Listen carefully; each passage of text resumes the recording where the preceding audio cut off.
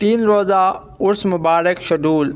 अमीरुल मुजाहिदीन शेखुल हदीस व तफसीर आशिक़ रसूल हज़रत अल्लामा हाफिज़ ख़ादम हुसैन रिज़वी रहमतुल्लाहि ताला अलैह बातारीख़ 19, 20 और 21 नवंबर 2021 बरोज़ जुम्मा हफ्ता और इतवार बामुकाम जामे मस्जिद रहमतल लिल आलमीन ग्रीन बैटरी स्टॉप यतीम खाना मुल्तान रोड लाहौर में इनकाद वज़ीर होगा। 19 नवंबर बरोज़ जुम्मा बाज़ नमाज जुम्मा कुरान खानी और चादर पोशी मज़ार शरीफ पर होगी।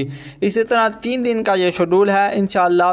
और आखिर में 21 नवंबर को साहबज़ादा वाला शान हज़रत अल्लामा हाफिज़ साद हुसैन रिज़वी साहब का खुसूसी ख़ताब होगा। तमाम दोस्तों से, अहले महल्ला से, अहले मोहब्बत से गुजारिश है कि इस नूरानी विजदानी ईमान फ़रोज़ महफ़िल पाक में शिरकत फरमा के सवाब हासिल करें। अल्लाह करम ऐसा करे तुझ पे जहाँ में, अल्लाह हमारे पाकिस्तान की खैर फरमाए।